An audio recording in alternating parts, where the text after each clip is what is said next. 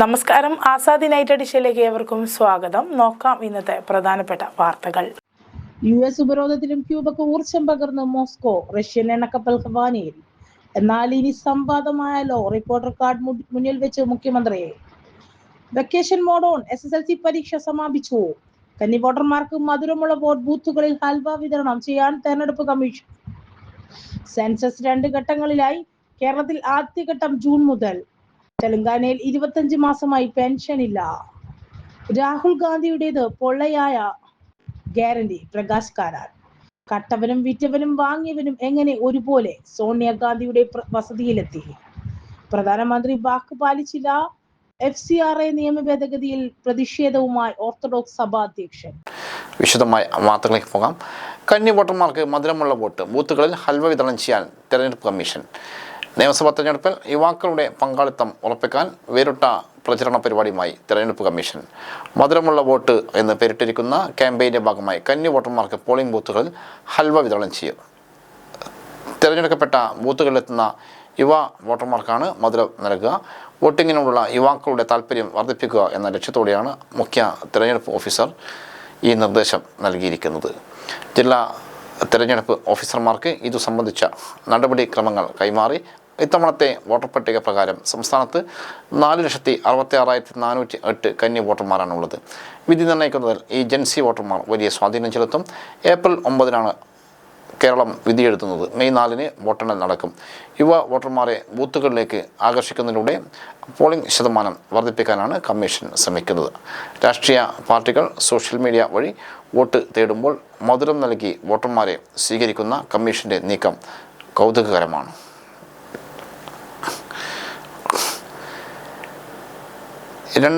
ലെ സെൻസസ് 2 ഘട്ടങ്ങളായി നടക്കുമെന്ന് സെൻസസ് കമ്മീഷണർ മൃത്യുഞ്ജയ് കുമാർ. ജനസംഖ്യ കണക്കെടുപ്പിനുള്ള പ്രവർത്തനങ്ങൾ പുരോഗമിക്കുകയാണെന്നും രാജ്യത്തെ ആദ്യ സമ്പൂർണ്ണ ഡിജിറ്റൽ സെൻസസ് ആകും ഇത്തവണത്തേതെന്നും മൃത്യുഞ്ജയ് കുമാർ വാർത്താസമ്മേളനത്തിൽ പറഞ്ഞു.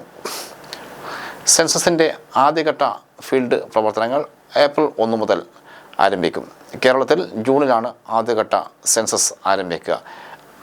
സെൽഫ് എന്യൂമറേഷൻ ജൂൺ 16 മുതൽ 30 വരെ സമയമുണ്ടാകും. ജൂലൈ 1 മുതൽ ജൂലൈ 30 വരെ സെൻസസ് ഉദ്യോഗസ്ഥർ നേരിട്ട് വീട്ടിലെത്തി വിവരങ്ങൾ ശേഖരിക്കും. ഭവന സെൻസസ് ആണ് ആദ്യഘട്ടത്തിൽ നടക്കുക. താമസ സൗകര്യങ്ങൾ, ലഭ്യമായ അടിസ്ഥാന സൗകര്യങ്ങൾ, വീടുകളിലെ ആസ്തികൾ എന്നിങ്ങനെക്കുറിച്ചുള്ള വിവരങ്ങളാണ് ഇതിൽ ചേർക്കുക. 2ാം ഘട്ടത്തിലാണ് ജനസംഖ്യ കണക്കെടുപ്പ് നടക്കുന്നത്. ഓരോ വീടുകളിലെയും വ്യക്തികളുടെ ജനസംഖ്യാപരമായ കണക്കുകൾ, സാമൂഹിക സാംസ്കാരിക പശ്ചാത്തലം, സാമ്പത്തിക നിലവാരം, കുടിയേറ്റം തുടങ്ങിയ വിവരങ്ങൾ ശേഖരിക്കും. എന്നാൽ ഇനി സംവാദമായാലോ? റിപ്പോർട്ട് കാർഡ് മുന്നിൽ വെച്ച് മുഖ്യമന്ത്രി. കേരളത്തിൽ 10 വർഷം കൊണ്ടുണ്ടായ വികസന പ്രവർത്തനങ്ങളിൽ സംവാദത്തിന് പ്രതിപക്ഷ നേതാവ് VD സതീശനെ വെല്ലുവിളിച്ചു മുഖ്യമന്ത്രി പിണറായി വിജയൻ. വികസന വിഷയങ്ങളിൽ സംവാദത്തിന് മുഖ്യമന്ത്രിയെ VD സതീശൻ വെല്ലുവിളിച്ചിരുന്നു. ഇതിന് മറുപടിയായി സംവാദത്തിന് തയ്യാറാണെന്ന് മുഖ്യമന്ത്രി അറിയിച്ചു. LDF റിപ്പോർട്ട് കാർഡ് പങ്കുവെച്ച്. എന്നാൽ ഇതിൽ സംവാദമാകാമെന്നാണ് മുഖ്യമന്ത്രിയുടെ വെല്ലുവിളി. 10 വർഷത്തിനുള്ളിൽ LDF സർക്കാർ നടപ്പിലാക്കിയ വികസനങ്ങളുടെ കണക്കുകൾ വ്യക്തമാക്കിയാണ് സംവാദത്തിന് തയ്യാറാണെന്ന് മുഖ്യമന്ത്രി അറിയിച്ചത്. 10 വർഷത്തിൽ സർക്കാർ വികസനം നടപ്പിലാക്കിയ ഓരോ മേഖലയും തരംതിരിച്ച് മുഖ്യമന്ത്രി ഫേസ്ബുക്ക് പോസ്റ്റിൽ വ്യക്തമാക്കിയിട്ടുണ്ട്.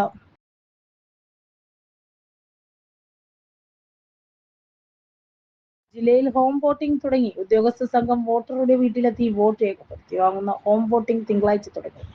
ജില്ലകളിൽ ആകെ 19,276 ഹോം വോട്ടുകളാണ് അംഗീകരിച്ചിട്ടുള്ളത്. ആദ്യ ദിവസം ജില്ലാ തെരഞ്ഞെടുപ്പ് ഉദ്യോഗസ്ഥരും ജില്ലാ കളക്ടറുമായ അരുൺ K. വിജയനും ഹോം വോട്ടിംഗ് നടന്ന ഏതാനും വീടുകൾ സന്ദർശിച്ചു. കല്യാശ്ശേരി മണ്ഡലത്തിലെ പഴയങ്ങാടി BB റോഡിലെ അമ്പലത്തിൽ വീട്ടിൽ ഷാഹുൽ ഹമീദിന്റെ വീട്ടിലാണ് കളക്ടർ ഉൾപ്പെട്ട സംഘം ആദ്യമെത്തിയത്. 86 വയസ്സുള്ള ഷാഹുൽ ഹമീദ് ആദ്യമായാണ് വീട്ടിൽ നിന്നും വോട്ട് ചെയ്യുന്നത്. N. ജുനൈദ്, രഞ്ജിത്ത് കമൽ എന്നീ പോളിംഗ് ഓഫീസർമാർ വോട്ട് ചെയ്യാൻ വേണ്ട നടപടിക്രമങ്ങൾ പൂർത്തിയാക്കിയ ശേഷം ഷാഹുൽ ഹമീദ് വോട്ടിങ്ങിന്റെ രഹസ്യാത്മക സൂക്ഷിച്ചുകൊണ്ട് വോട്ട് രേഖപ്പെടുത്തി. നടക്കാൻ വയ്യാത്ത തനിക്ക് ബൂത്തിൽ പോകാതെ വീട്ടിൽ നിന്നും വോട്ട് ചെയ്യാൻ സാധിച്ചതിൽ ഏറെ സന്തോഷമുണ്ടെന്ന് ഷാഹുൽ ഹമീദ് പറഞ്ഞു. അസിസ്റ്റന്റ് കളക്ടർ എഹ്ദെ മുസഫർ, തെരഞ്ഞെടുപ്പ് deputy collector doctor NCB, Kalliasseri മണ്ഡലം വരണാധികാരി KN Bindu, BLO K. Shiny എന്നിവരും സന്നിധരായി. അഴീക്കോട് മണ്ഡലത്തിലെ എടച്ചേരി ചട്ട ഹൗസിൽ സഹോദരങ്ങളായ C. പ്രദീപൻ, C. സിന്ധു 38 എന്നിവർ വീട്ടിൽ വോട്ട് ചെയ്യുന്ന വേളയിലും ജില്ലാ കളക്ടർ സന്ദർശിച്ചു. ഭിന്നശേഷി വിഭാഗത്തിലുള്ള സഹോദരങ്ങൾക്കായി ബന്ധുക്കളാണ് കാമ്പയിൻ വോട്ട് ചെയ്തത്. തൊട്ടടുത്ത വലിയ വളപ്പിൽ പി നിവേദ് 33 വോട്ട് ചെയ്യുന്നിടത്തും ഉദ്യോഗസ്ഥർ എത്തി. വയ്യാത്ത മകനുമായി പ്രയാസപ്പെട്ട് ബൂത്തിൽ പോകുന്നത് ഒഴിവാക്കി വീട്ടിൽ വോട്ട് ചെയ്യാൻ കഴിയുന്നതിൽ ഏറെ സന്തോഷമുണ്ടെന്ന് നിവേദിന്റെ അമ്മ പി വനജ പറഞ്ഞു. BLO ഷൈനേജ് ചന്ദ്ര സന്നിധരായി. ഹോം വോട്ടിംഗ് ഏപ്രിൽ 5 വരെ നീളും. ഹരിത വിസ്മയം മാജിക് ഷോ പ്രചാരണ യാത്രയ്ക്ക് ചൊവ്വാഴ്ച തുടക്കം.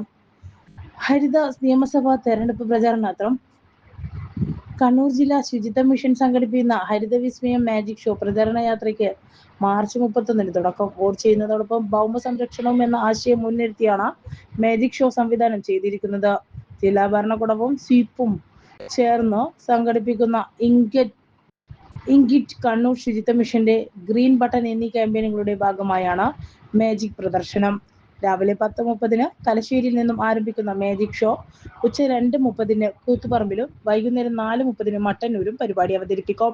ബുധനാഴ്ച രാവിലെ 10:30 മമ്പറം, 3:30 ഏച്ചു എന്നിവിടങ്ങളിൽ പരിപാടി അവതരിപ്പിച്ച് വൈകിട്ട് 5 മുഴപ്പിലങ്ങാട് ബീച്ചിൽ സമാപിക്കും.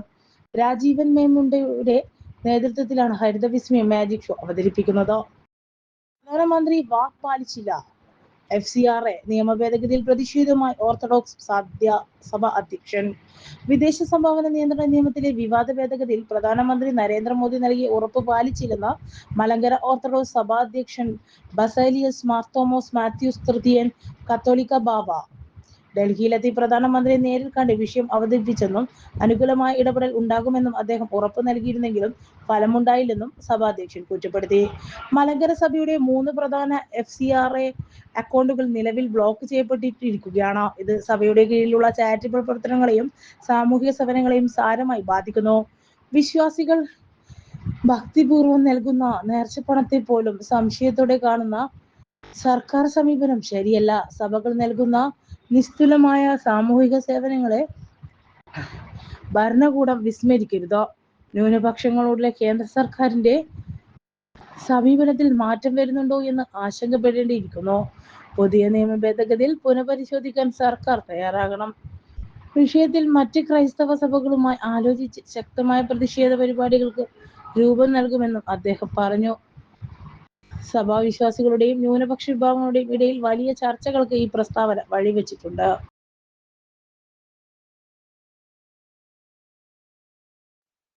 US ഉപരോധത്തിലും ക്യൂബക്ക് ഊർജം പകർന്ന് മോസ്കോ. റഷ്യൻ എണ്ണക്കപ്പൽ ഹവാനിയിൽ. ക്യൂബയിലേക്ക് 1,00,000 മെട്രിക് ടൺ അസംസ്കൃത എണ്ണയുമായി എണ്ണ ടാങ്കർ എത്തിയിട്ടുണ്ടെന്ന് റഷ്യ. കമ്മ്യൂണിസ്റ്റ് ദ്വീപിൽ US ഉപരോധം ഏർപ്പെടുത്തിയിട്ടുണ്ടെങ്കിലും കൂടുതൽ അവശ്യ വസ്തുക്കൾ നൽകി മോസ്കോ തങ്ങളുടെ സുഹൃത്തിനൊപ്പം നിൽക്കുമെന്നും റഷ്യ തിങ്കളാഴ്ച അറിയിച്ചു. ജനുവരി 3 വെനിസ്വലൻ പ്രസിഡന്റ് നിക്കോളസ് മഡുറോയെ അട്ടിമറിച്ചതിന് ശേഷം വെനിസ്വലയിൽ നിന്ന് ക്യൂബയിലേക്കുള്ള എണ്ണ കയറ്റുമതി US നിർത്തിവച്ചിരുന്നു. ക്യൂബയിലേക്ക് മറ്റേതെങ്കിലും രാജ്യം ക്രൂഡ് ഓയിൽ അയച്ചാൽ ശിക്ഷയായി തീരുവച്ചുമെത്തുമെന്നും ട്രംപ് ഭീഷണിപ്പെടുത്തി. എന്നാൽ US ഉപരോധത്തിന് പുല്ലുവില കൽപ്പിച്ച് ക്യൂബയ്ക്കായി റിച്ച എണ്ണ എത്തിക്കുകയായിരുന്നു. അതേസമയം താൻ ഗതിമാറ്റുകയാണെന്ന് പറഞ്ഞ ട്രംപ് ക്യൂബൻ ജനതയുടെ ഊർജ്ജ ആവശ്യത്തോട് സഹതാപം പ്രകടിപ്പിക്കുകയാണെന്നാണ് നിലവിലെ വിശദീകരണം. എണ്ണക്കപ്പലായ അനറ്റോലി കൊളോഡെക്സിൻ മെറ്റാനൻസ് തുറമുഖത്ത് ഇറക്കാൻ കാത്തിരിക്കുകയായിരുന്നുവെന്ന് റഷ്യയുടെ ഗതാഗത മന്ത്രാലയം അറിയിച്ചു. യുഎസുമായുള്ള ചർച്ചയ്ക്കിടെ ടാങ്കറിന്റെ പ്രശ്നം ഉന്നയിച്ചിരുന്നെങ്കിലും ക്യൂബയിലെ സുഹൃത്തുക്കളെ പിന്തുണയ്ക്കേണ്ടത് തങ്ങളുടെ കടമയാണെന്ന് റഷ്യ കരുതുന്നുവെന്ന് ക്രെംലിൻ പറഞ്ഞു. ക്യൂബയ്ക്ക് 3 മാസമായി എണ്ണ ടാങ്കർ ലഭിച്ചിട്ടില്ലെന്ന് പ്രസിഡന്റ് മിഗുവൽ ഡയസ്-കാനൽ പറഞ്ഞു. ഊർജ്ജ പ്രതിസന്ധി രാജ്യത്തുടനീളം 10 ദശലക്ഷം വൈദ്യുതി തടസ്സങ്ങൾക്ക് കാരണമായി. ഈ പ്രതിസന്ധി ക്യാൻസർ രോഗികളുടെ, പ്രത്യേകിച്ച് കുട്ടികളുടെ മരണസാധ്യത വർദ്ധിപ്പിച്ചതായി ആരോഗ്യ ഉദ്യോഗസ്ഥർ പറയുന്നു. 1959 കമ്മ്യൂണിസ്റ്റ് വിപ്ലവത്തിന് ശേഷം രാജ്യം എണ്ണയ്ക്കായി സോവിയറ്റ് യൂണിയനായിരുന്നു ആശ്രയിച്ചിരുന്നത്. വൈദ്യുതി ഉൽപ്പാദിപ്പിക്കുന്നതിന് ഇറക്കുമതി ചെയ്ത ഇന്ധന എണ്ണയും ഡീസലും ആവശ്യമായിരുന്നു. കൂടുതൽ റഷ്യൻ കയറ്റുമതികൾ ഉണ്ടാകുമോ എന്ന ചോദ്യത്തിന് ക്യൂബക്കാർ ഇപ്പോൾ നേരിടുന്ന നിരാശാജനകമായ സാഹചര്യത്തിൽ തീർച്ചയായും ഞങ്ങൾ ഇതിൽ തുടർന്നും പ്രവർത്തിക്കുമെന്ന് പെസ്കോവ് പറഞ്ഞു. LSEG കപ്പൽ ട്രാക്കിംഗ് ഡാറ്റ കാണിക്കുന്നത് റഷ്യൻ ടാങ്കർ മാർച്ച് 8 റഷ്യൻ ബൾട്ടക് കടൽ തുറമുഖമായ പ്രീമോർസ്കിൽ നിന്ന് പുറപ്പെട്ടുവെന്നും ഇപ്പോൾ ക്യൂബയുടെ വടക്കൻ തീരത്തുകൂടി നീങ്ങിയതെന്നും ആണ്. വെനിസ്വലയിൽ നിന്നും എണ്ണ ലഭിക്കാത്തതിന്റെ ഭാഗമായി ക്യൂബയിലുടനീളം വീണ്ടും സമ്പൂർണ്ണ വൈദ്യുതി തടസ്സം നേരിട്ടതോടെ 1 കോടിയിലധികം ജനങ്ങളാണ് ഇരുട്ടിലായത്.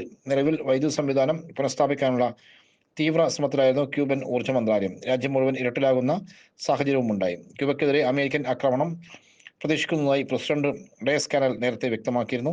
എന്നാൽ അമേരിക്കയുടെ സമ്മർദ്ദത്തിന് വഴങ്ങി തങ്ങളുടെ രാഷ്ട്രീയ നയങ്ങൾ മാറ്റമില്ലെന്ന് ഡെപ്യൂട്ടി വിദേശകാര്യ മന്ത്രി കാർലോസ് ഫെർണാണ്ടസ് ഡി കോയ്സ്കോ അറിയിച്ചു. റഷ്യൻ കപ്പൽ ഹവാനയിൽ എത്തിയതോടെ ക്യൂബൻ ഊർജ്ജ പ്രതിസന്ധിക്ക് താൽക്കാലിക പരിഹാരമാകുമെന്നാണ് പ്രതീക്ഷ. മാസങ്ങൾ നീണ്ട തയ്യാറെടുപ്പുകൾക്കും പരീക്ഷയുടെ സമ്മർദ്ദങ്ങൾക്കും ഇനി അവധി. സംസ്ഥാനത്തെ സ്കൂളുകളിലെ SLC പരീക്ഷ സമാപിച്ചു. ധാരാളം പ്രത്യേകതകളോടെയാണ് ഇത്തവണ SLC പരീക്ഷ എത്തിയത്. പാഠപുസ്തക പരീക്ഷയ്ക്ക് ശേഷമുള്ള ആദ്യ പരീക്ഷയാണ് നടന്നത്. വ്യത്യസ്ത മാതൃകകൾ ഇത്തവണ പരീക്ഷിച്ചിരുന്നു. IT പരീക്ഷയിൽ നിർമ്മിത ബുദ്ധി, റോബോട്ടിക്സ് എന്നിവ ഉൾപ്പെടുത്തിയത് ഇത്തവണത്തെ പ്രധാന ഹൈലൈറ്റ് ആണ്. സാങ്കേതികവിദ്യയുടെ പുത്തൻ പാഠങ്ങൾ ഉൾക്കൊണ്ടുകൊണ്ടാണ് വിദ്യാർത്ഥികൾ ഇത്തവണ പരീക്ഷ നേരിട്ടത്. പരീക്ഷാ ഹാളുകളിൽ നിന്ന് ചിരിച്ചും കരഞ്ഞും പുറത്തേക്കിറങ്ങിയ വിദ്യാർത്ഥികളുടെ വൈകാരികമായ കാഴ്ചകളാണ് സംസ്ഥാനത്തെ വിവിധ സ്കൂളുകളിൽ ദൃശ്യമായത്. പ്രിയപ്പെട്ട കൂട്ടുകാരെ പിരിയുന്നതിന്റെ വിഷമമാണ് ഒരു വശത്തെങ്കിൽ, പരീക്ഷാ പഠനം കഴിഞ്ഞ് ഇനി വരാനിരിക്കുന്ന 2 മാസത്തെ അവധിക്കാലം ആഘോഷമാക്കാനുള്ള ആവേശത്തിലാണ് മറ്റു ചിലർ. പരസ്പരം ഷർട്ടുകളിൽ ചായങ്ങൾ വിതറിയും ഹൃദയസ്പർശിയായ വരികൾ, ഓട്ടോഗ്രാഫുകൾ കുറിച്ചും വിദ്യാർത്ഥികൾ ബൈ പറഞ്ഞു. പതിവ് രീതികൾക്ക് മോഡേൺ യുഗത്തിലും മാറ്റമില്ലെന്ന് തെളിയിക്കുന്നതായിരുന്നു പല വിദ്യാർത്ഥികളിൽ നിന്നുള്ള കാഴ്ചകൾ. നിയമസഭാ തെരഞ്ഞെടുപ്പിൽ കോൺഗ്രസ് നേതാവ് രാഹുൽ ഗാന്ധി പ്രഖ്യാപിച്ച 5 ഗ്യാരണ്ടികൾ പൊള്ളയാണെന്ന് CPM പൊളിറ്റ് ബ്യൂറോ അംഗം പ്രകാശ് കാരാട്ട്. തെരഞ്ഞെടുപ്പ് നടക്കുന്നത് വരെ മാത്രമാണ് ഈ പ്രഖ്യാപനമെന്നും അധികാരത്തിൽ എത്തിയാൽ നൽകിയ ഉറപ്പ് മറക്കുകയും ചെയ്യുമെന്ന് പ്രകാശ് കാരാട്ട് പറഞ്ഞു. അതിന് ഉദാഹരണമാണ് തെലങ്കാന 25 മാസമായി പെൻഷൻ തുക നൽകിയിട്ടില്ലെന്നും അദ്ദേഹം ചൂണ്ടിക്കാണിച്ചു. കഴിഞ്ഞ 12 വർഷമായി BJP സർക്കാർ ജനാധിപത്യത്തെ തകർക്കുന്നു, ഭരണഘടനാ ലംഘനം നടത്തുകയും ഫെഡറൽ സംവിധാനങ്ങൾ തകർക്കുകയും ചെയ്യുന്നു. എന്നാൽ കേരളം വ്യത്യസ്തമായി മാറുകയാണ്. കേരളത്തിൽ വർഗീയ സംഘർഷമില്ല. ഇന്ത്യയിൽ കോൺഗ്രസ് ഭരിക്കുന്ന സംസ്ഥാനങ്ങളിലും വർഗീയ സംഘർഷങ്ങൾ ഉണ്ടെന്നും പ്രകാശ് കാരാട്ട് കൂട്ടിച്ചേർത്തു. തെലങ്കാനയിൽ ഒരു വർഷത്തിനിടയിൽ ഉണ്ടായത് 7 വർഗീയ കലാപമാണെന്നും അദ്ദേഹം ഓർമ്മപ്പെടുത്തി. ഹിമാചലിൽ ഉണ്ടാകുന്ന സംഘർഷങ്ങളെ കോൺഗ്രസ് ന്യായീകരിക്കുകയാണ്. ഇതിൽ നിന്നെല്ലാം വിഭിന്നമായി കേരളം മാത്രമാണുള്ളതെന്നും LDF മുന്നിൽ നിന്ന് നയിക്കുന്നത് കൊണ്ടാണ് അത് സാധ്യമാകുന്നതെന്നും പ്രകാശ് കാരാട്ട് വ്യക്തമാക്കി. ഉത്തർപ്രദേശിൽ ബുൾഡോസർ രാജ് നടപ്പിലാക്കുന്നു. കോൺഗ്രസ് ഭരിക്കുന്ന കർണാടകയിലും തെലങ്കാനയിലും ഇതേ അവസ്ഥയാണ്. എന്നാൽ കേരളത്തിൽ വീടില്ലാത്തവർക്ക് ഇടതുപക്ഷം വീട് വെച്ച് നൽകുകയാണെന്നും അദ്ദേഹം പറഞ്ഞു.